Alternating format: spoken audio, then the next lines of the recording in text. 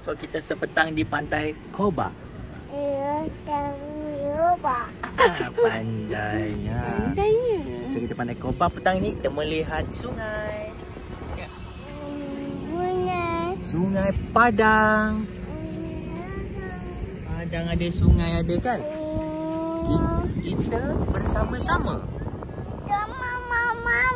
menikmati keindahan alam.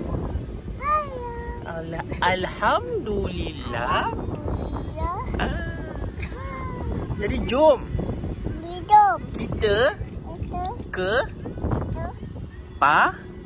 Padang Kota Koba.